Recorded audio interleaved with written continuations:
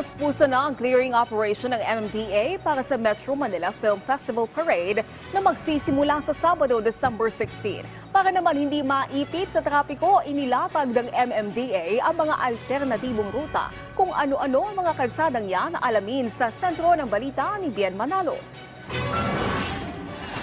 Sa unang pagkakataon, dadaan ang parada ng Metro Manila Film Festival sa 4 na lungsod sa Metro Manila sa gaganaping Parade of Stars sa darating na December 16.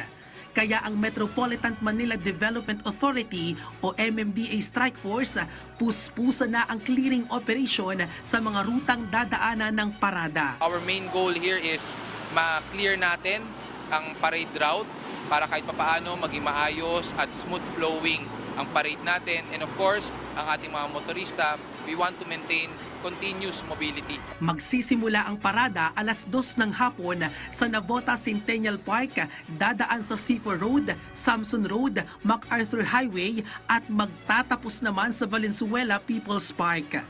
Inaasahang tatagal ng 3 oras ang parada na posibleng magdulot ng mabigat na trapiko sa daraanan nito. Kaya pinapayuhan ng mga motorista na iwasan munang dumaan sa mga rutang dadaanan ng parada.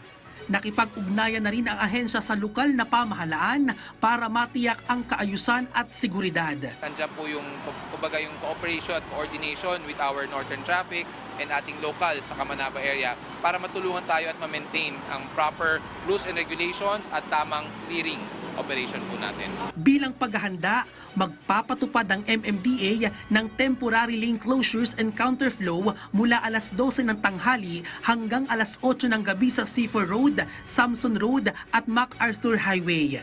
Pinapayuhan ng mga motorista na dumaan sa mga alternatibong ruta. Mula Malabon papuntang Navotas, maaaring dumaan sa Governor Pascual at MH Del Pilar Street. Sa mga motoristang papunta naman ng Monumento, dumaan sa Governor Juan Santiago Road at MH Del Pilar Street at Samson Road. Maaari rin dumaan sa North Luzon Expressway northbound at southbound. Bien Manalo para sa Bayan.